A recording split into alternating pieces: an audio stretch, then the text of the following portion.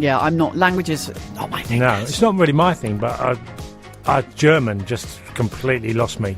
Yeah, because I they have can like another tense, don't they? bestens and Bahnhof is all I can say. The what? Wie komme ich am bestens zum Bahnhof? Oh, it's sleeper dish. Okay, yeah, that's true, but that's not the answer to Wie komme ich am bestens zum Bahnhof. That's all I know. The only thing I can say in Germany is like really rude stuff. Yeah. Which I've learned from, people. Yeah. That's all you learn ever, well, isn't it? that's the first thing I learned, is language is the wrong things. Of course. It's the Weekend Sports Breakfast on Talk Sport. We're brought to you by Virgin Media. What did Media. you say? Sorry? The only place to get all the football from Sky Sports and BT Sports in one package. I was saying, could you tell me the best way to the station, please? Oh, right, okay. Which is obviously very important. Very important indeed. So you said it quite well, though. Yeah, I can say like 5 German phrases and 4 of them are not broadcastable on air.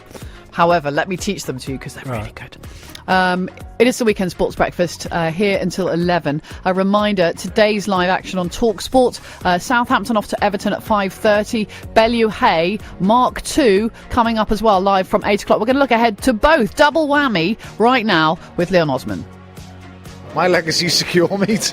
I don't care what happens. I really don't. That's what I'm saying. I'm not emotionally wired up, right, mate? I'll be honest, I don't care. I really don't. I can't lose. I've won in life. I've completed the game. I'm not sure if you've ever played Grand Theft Auto, but when you complete the game and you do all the missions, why do you keep playing?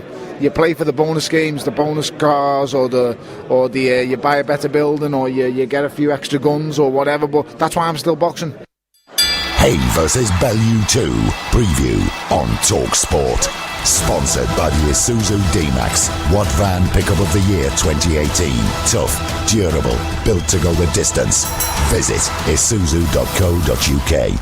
Yeah, that was Tony Bellew talking about what would happen if he were to lose. And arguably David Hay has a lot more to lose tonight in their rematch, which is live from the O2 here on Talk Sport at 8 o'clock and brought to you by Isuzu. We thought we would look forward to this fight with a friend of Bellew's and also ask him about his old club as well. So we've gone double whammy this morning with Leon Osman. Good morning, Leon. Hi, Liam. Good morning. Are you looking forward to the fight tonight? Because obviously, if you know Tony, you'd have probably been around him and see him train, and you feel he's done it once. Can he do it again? Oh yeah, I'm looking forward to it. I think when you're friends with someone and they step into a ring, you're always a little bit nervous. I think when you've seen them train and you know what it takes to step into the ring. But yeah, I'm very confident. He's trained unbelievably well. He's in much better shape now than he was in the first fight, and we all know how that one finished.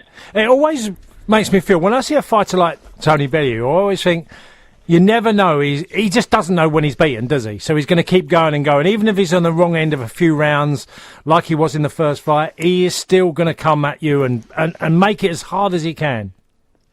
Well, that's how he's got to the top. He's got more heart than anybody I've ever come across, and he might not be the ideal shape of a boxer. You're seeing him in the weigh-in.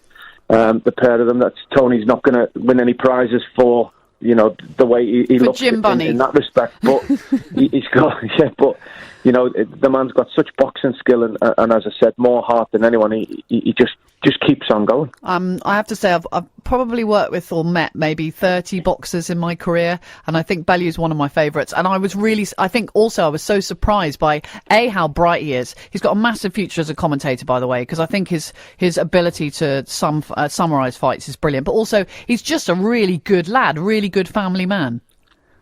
Yeah, he is.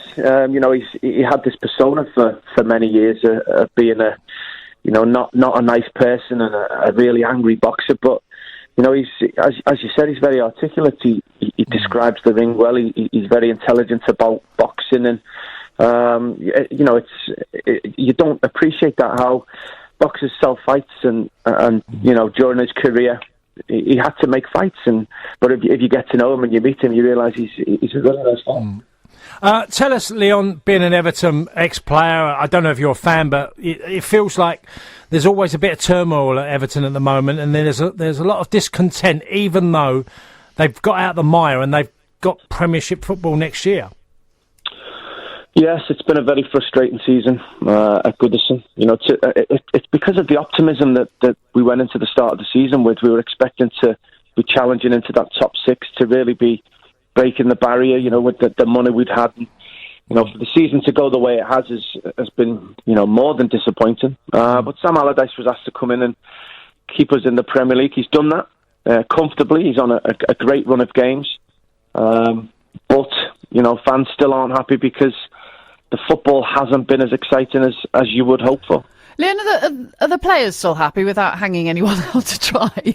Are the players happy under Sam? Do you know? Of course. When you're playing for a manager, you give them your all, and when you're playing in the games, when you're selected, and especially when you're winning games, you're part of something. So, as far as I'm aware, the players I certainly have no issue with Sam. I think you can always, when there's change, and like you mentioned, Leon, you have a big investment, new players come in, new people in the dressing room, in the training ground. Sometimes that can cause a bit of discontent, can't it? Because people are challenging your position in the side.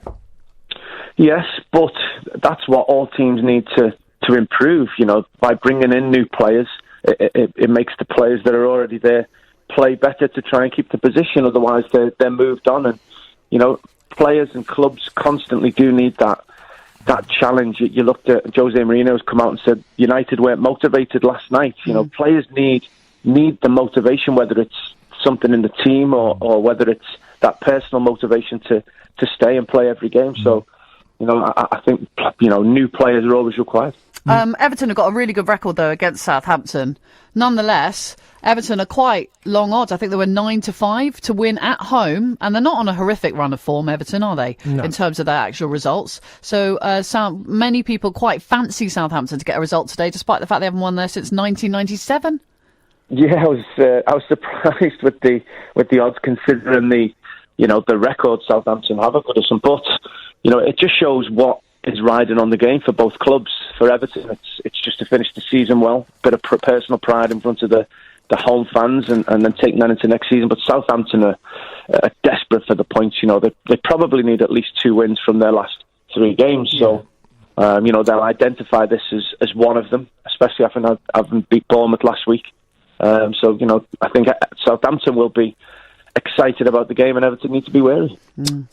Okay, cheers, Leon. Lovely to speak to you, Leon. See you soon. Okay, thanks very much. Thank you. Bye-bye. Leon Osman, former Everton midfielder, with his thoughts on the game tonight. What